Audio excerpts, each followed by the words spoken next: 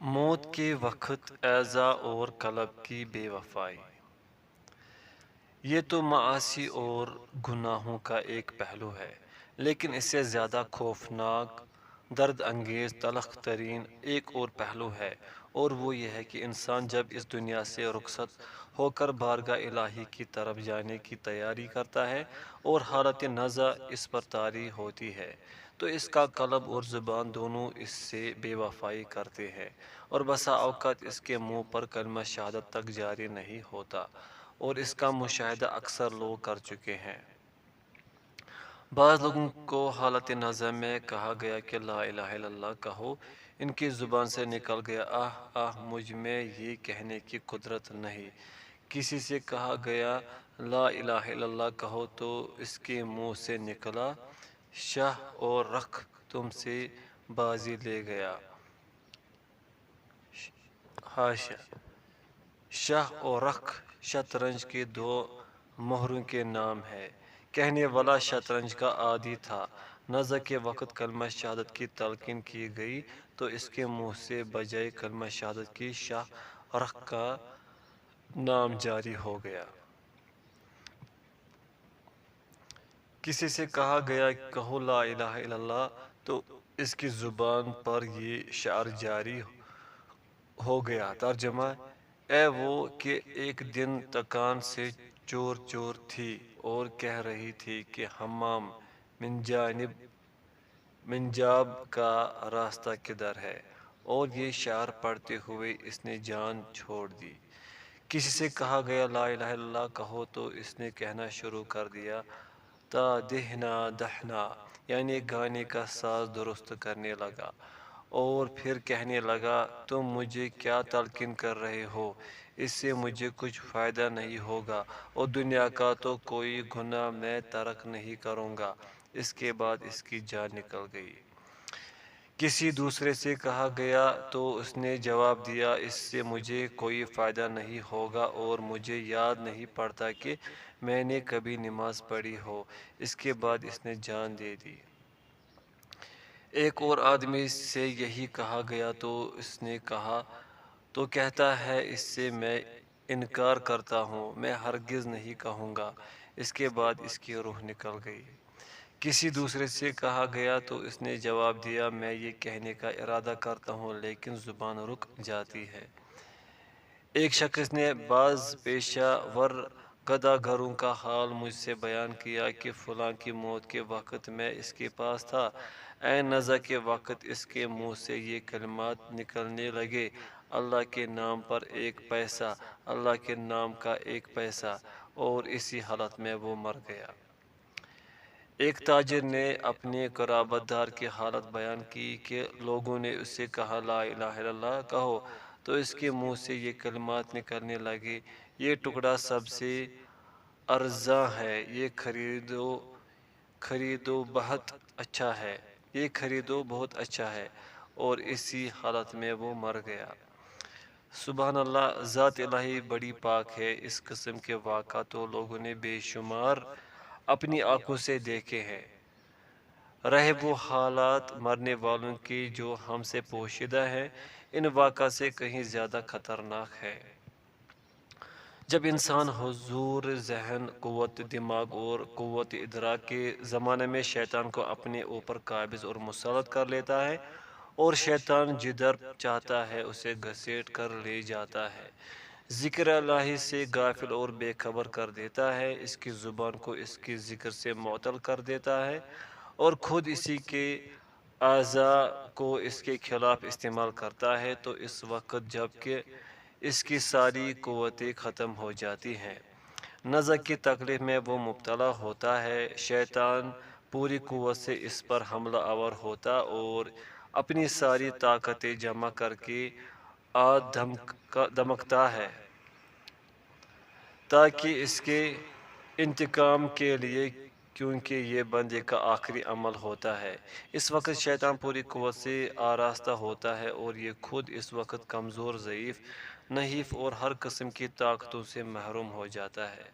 بتلاؤ اس وقت اس کو کون بچا سکتا ہے؟ اس حالت میں صرف اللہ تعالیٰ ہی ایمان والوں کی حفاظت کرتا ہے، اور وہی ایمان قائم اور ثابت رکھتا ہے اور بس۔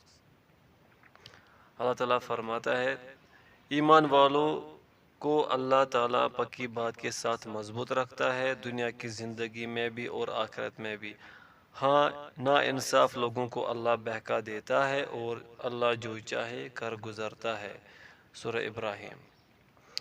وہ شخص جس کا قلب ذکر الہی سے ہمیشہ غافل رہا، خواہشات کے پیچھے مارا پھرا، اللہ کے احکام کو ہمیشہ ٹھکراتا رہا، اسے خاتمہ بالخیر کی توفیق کیوں کر میسر آ سکتی ہے۔ جو قلب اللہ سے دور، اللہ سے غافل، خواہشات کا پیرو، شہوات کا پرستار، زبان ذکر الہی سے ناآشنا، ہاتھ پیر طاعت الہی سے معطل، اور جس کا سارا وقت معصیت الہی میں صرف ہوا ہو، اسے حسن خاتمہ کی توفیق کیوں کر حاصل ہوگی۔ اللہ اکبر۔ سوئے خاتمہ کے خوف سے تو بڑے بڑے متقی پرہیزگار لرز اٹھتے ہیں، اور یہاں یہ حال ہے کہ گناہ گار، ظالم، ستمگار اور جفا پیشہ لوگ اللہ کی قسمیں کھا کر امیدیں باندھ رہے ہیں۔ اللہ تعالیٰ فرماتا ہے کیا تمہارے پاس کوئی کتاب ہے جسے تم پڑھتے ہو کہ اس میں تمہاری منمانی باتیں ہوں، یا تم سے ہم نے کوئی ایسی قسمیں کھائی ہیں جو قیامت تک باقی رہے کہ تمہارے لیے وہ سب ہے جو تم اپنی طرف سے مقرر کرو۔ ان سے پوچھو کہ ان میں سے کون اس بات کا ذمہ دار اور دعوے دار ہے۔ سورہ قلم۔ کسی شاعر نے اس حقیقت کو کس قدر واضح کیا ہے۔ اے اپنی بد کرداریوں پر مامون ہو کر بیٹھنے والے، کیا تیرے پاس حکم آ چکا ہے یا خود تجھے خدائی قوت حاصل ہے؟ تو نے دو چیزیں جمع کر رکھی ہیں، بے خوفی اور اتباع خواہشات، اور حال یہ ہے کہ ان میں سے ایک چیز بھی ہو تو انسان کی ہلاکت کے لیے کافی ہے۔ نیکیاں کرنے والے تو خوف الہی کے چوکا میں چلتے رہتے ہیں، اور یہ چوکا وہ ہے جس میں تو نے قدم ہی نہیں رکھا ہے۔ تو نے بیج ڈالنے کے وقت کھیتی میں اپنی حماقت سے کوتاہی کی، لوگ کھیتی کاٹیں گے اس وقت کیا پائے گا؟ یہ تو تیری عجیب حرکت ہے کہ دنیا کی فانی زندگی کے عوض دارالبقا چھوڑ بیٹھا ہے۔ اس وقت بے وقوف کون ہے؟ اللہ کی قسم، یا پھر تو اپنے سودے میں ایسا دھوکہ کھا رہا ہے کہ عنقریب تو دیکھے گا۔ معاصی سے قلب کی بصیرت ختم ہو جاتی ہے، حق و باطل کا امتیاز نابود ہو جاتا ہے، اور انسان کمال کا مدار صرف دو ہی اصول پر ہے، حق و باطل کا امتیاز اور باطل کے مقابلہ میں حق کی اتباع۔ معاصی کی ایک سزا یہ بھی ہے کہ اس سے قلب اندھا ہو جاتا ہے۔ گناہ اگر قلب کو بالکل اندھا نہیں کرتا تو بصیرت قلبی کو ضرور کمزور کر دیتا ہے۔ یہ بات پہلے بیان ہو چکی ہے کہ گناہ سے قلب ضرور کمزور ہو جاتا ہے۔ جب قلب اندھا اور کمزور ہو جاتا ہے تو ہدایت کی معرفت حاصل نہیں ہوتی، اور ایسا شخص نہ اپنی ذات پر حق کا نفاذ کر سکتا ہے اور کسی دوسرے پر نفاذ۔ حق کی قوت بالکل کمزور ہو جاتی ہے، اس لیے قوت بصیرت کمزور ہو جاتی ہے۔ انسانی کمال کا مدار دو بنیادی امور پر ہے، اول حق و باطل کی معرفت، دوم باطل کے مقابلے میں حق کے اختیار کرنے کی قوت۔ دنیا و آخرت میں مخلوق الہی کی منزلوں میں فرق و تفاوت اسی قدر ہوتا ہے جس قدر ان دو امور میں تفاوت ہوتا ہے، اور انہی دو امور کی بنا پر اللہ تعالیٰ نے انبیاء کرام کی تعریف و توصیف فرمائی ہے۔ ارشاد ہوتا ہے، اور اے پیغمبر، ہمارے بندو ابراہیم اور اسحاق اور یعقوب علیہ السلام کو یاد کرو، وہ ہاتھوں اور آنکھوں والے تھے۔ سورہ سوال۔ اولا ایدی، قوت سے مراد اول الایدی، قوت سے مراد یہی تنفیذ حق کی قوت ہے، اور الابصار سے دینی بصیرت مراد ہے۔ اللہ تعالیٰ نے انبیاء کرام کی مدح و توصیف ادراک حق اور تنفیذ حق کے کمال کی وجہ سے کی ہے۔ ان دو امور کے لحاظ سے لوگوں کی چار قسمیں ہیں۔ پوائنٹ فرسٹ، انبیاء کرام ان میں سے اعلیٰ ترین و اشرف قسم کے لوگ ہوتے ہیں۔ پوائنٹ سیکنڈ، دوسری قسم کے لوگ وہ ہیں جو بالکل ان لوگوں کے برعکس اور ان کی ضد ہیں۔ نہ انہیں دین کی بصیرت حاصل ہوتی ہے، نہ تنفیذ حق کی قوت، اور دنیا میں زیادہ تر مخلوق اسی قسم کی ہے۔ ایسے لوگوں کو دیکھنے سے آنکھوں میں چبھن ہوتی ہے، روح کو بخار اور قلب کو بیماری لاحق ہو جاتی ہے۔ ایسے لوگ بستیوں کو تنگ کر دیتے ہیں، بازاروں میں نرخ بڑھا دیتے ہیں۔ ان کی صحبت سے ذلت و رسوائی کے سوا کچھ ہاتھ نہیں آتا۔ پوائنٹ تھرڈ، تیسری قسم کے وہ لوگ ہیں جو رشد و ہدایت کی بصیرت و معرفت تو رکھتے ہیں، لیکن کچھ ایسے کمزور واقع ہوئے ہیں کہ تنفیذ حق اور دعوت الی الحق کی قوت نہیں رکھتے۔ ایسے لوگ ضعیف قسم کے مومن ہوتے ہیں، اور قوی مومن اللہ تعالیٰ کے نزدیک ضعیف سے زیادہ بہتر اور زیادہ محبوب ہوتا ہے۔ پوائنٹ فورتھ، چوتھی قسم کے وہ لوگ ہیں جو قوی، صاحب قوت، صاحب عزیمت و ہمت تو ہیں، لیکن دینی بصیرت میں کمزور ہوتے ہیں۔ ان میں اس کی تمیز ہی نہیں ہوتی کہ وہ پہچان سکے کہ اولیاء الرحمن کون ہے اور اولیاء الشیطان کون ہے، بلکہ ہر کالی چیز ان کے نزدیک کھجور ہوتی ہے، ہر سفید چیز چربی۔ یہ لوگ ورم کو چربی کا اضافہ، اور اگر کوئی نفع بخش دوا پیش کی جاتی ہے تو اسے زہر سمجھتے ہیں۔ ایسے لوگوں میں امانت فی الدین کی صلاحیت قطعا نہیں ہوتی، اور واقعہ یہ ہے کہ سوائے پہلی قسم کے لوگوں کے کسی میں بھی امانت فی الدین کی صلاحیت نہیں ہوتی۔ چنانچہ سورہ الف لام سجدہ میں ارشاد ہے، اور جب ان لوگوں نے یعنی بنی اسرائیل نے صبر کیا تو ہم نے ان میں سے ایسے پیشوا بنائے جو ہمارے حکم سے لوگوں کو ہدایت کرتے تھے، اور وہ ہماری آیتوں پر یقین رکھتے تھے۔ اللہ تعالیٰ خبر دیتا ہے کہ ان حضرات نے صبر و یقین کے ذریعے امانت فی الدین کا درجہ حاصل کیا ہے، اور خاسرین کی جماعت سے صرف انہی حضرات کو اللہ تعالیٰ نے مستثنیٰ فرمایا ہے۔ اللہ تعالیٰ پہلے اس زمانے کی قسم کھاتا ہے جس میں خاسرین اپنے خسران اور گھاٹے کی کوششیں کرتے ہیں، اور راحسین نفع اٹھانے والے اپنے ربح اور منافع رابحین نفع اٹھانے والے اپنے ربح اور منافع کی تحصیل کی کوششیں کرتے ہیں۔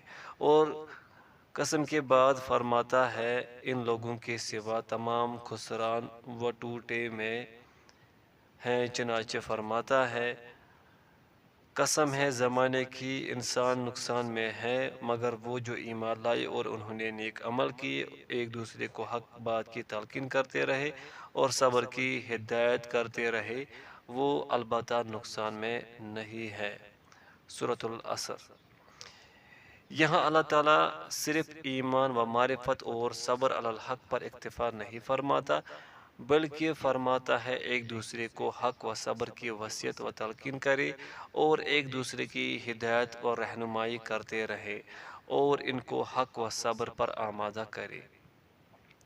جب یہ معلوم ہو گیا کہ ایسے لوگوں کے سوا تمام خسران و ٹوٹے میں ہیں، یہ تو معلوم ہے کہ معاصی اور گناہ بصیرت قلب کو ضائع کر دیتے ہیں، جیسا چاہے گناہ کرنے والے ادراک حق سے بھی محروم ہو جاتے ہیں۔ گناہ کرنے والوں کی تمام قوتیں عزیمتیں پست اور کمزور ہو جاتی ہے، اور اس لیے وہ حق کے لیے صبر و ثبات کی طاقت ہی اپنے اندر نہیں رکھتے، بلکہ معاصی کا حملہ اور وار قلوب پر ہر وقت جاری رہتا ہے، تاکہ اس کی قوت مدرکہ بالکل دوسری راہ اختیار کر لیتی ہے، اور جس طرح اس کی اعمال و افعال کی راہ دوسری سمت جاتی ہے، اس کی راہ بھی غلط اور کج ہوتی جاتی ہے، اور پھر اس کی یہ حالت ہو جاتی ہے کہ باطل کو حق سمجھتا ہے اور حق کو باطل، معروف کو منکر سمجھنے لگتا ہے اور منکر کو معروف، اور جب وہ غلط راہ پر بلا کسی رکاوٹ کے چل کھڑا ہوا تو اب وہ سفر اللہ، سفر دار الآخرت سے بالکل بھٹک جاتا ہے اور صرف باطل پرست ردی الاخلاق اور ردی الاعمال لوگوں کے مستقر کی طرف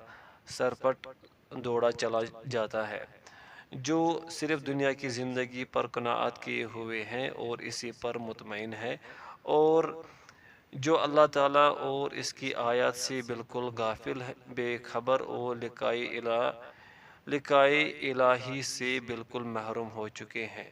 اگر معاصی و گناہوں کی سزا اور کچھ نہ ہو اور صرف اتنی ہی ہو تو کافی وافی ہے، اتنی ہی عقوبت کا تصور دعوت دیتا ہے کہ انسان معاصی اور گناہوں سے پوری طرح اجتناب کرے اور اللہ کی نافرمانی قطعاً ترک کر دے، واللہ المستعان۔ قلبی نور اور شیطان۔ طاعت و عبادت قلب کو روشن کرتی ہے، قلب کو جلا دیتی ہے، غبار قلب ثقل کر کے منور و چمکدار، قوی اور مضبوط کرتی ہے۔ جب طاعت و عبادت کی کثرت سے قلب صاف و شفاف، نورانی و چمکدار اور آئینہ کی طرح عکس ریز ہو جاتا ہے تو اس کے اثرات عجیب و غریب ظاہر ہوا کرتے ہیں۔ اس قسم کے قلب والے آدمی کے پاس اگر کبھی شیطان پہنچ جاتا ہے تو اس کا نور اور اس کے قلب کی روشنی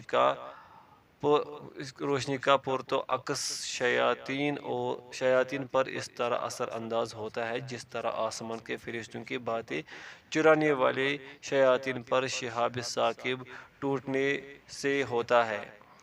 اس قسم کے قلوب سے شیاطین اس قدر ڈرتے ہیں جس قدر شیر سے بھیڑیا ڈرتا ہے، بلکہ اس سے بھی زیادہ۔ بسا اوقات روشن قلب انسان شیاطین کو پچھاڑ دیتا ہے، دوسرے شیاطین ہمدردی کے لیے دوڑ پڑتے ہیں اور ایک دوسرے سے اس کی وجہ دریافت کرنے لگ جاتے ہیں کہ کیا ہوا۔ جواب ملتا ہے کہ کسی انسان نے اسے پچھاڑ دیا ہے، اسے کسی انسان کی نظر لگ گئی ہے۔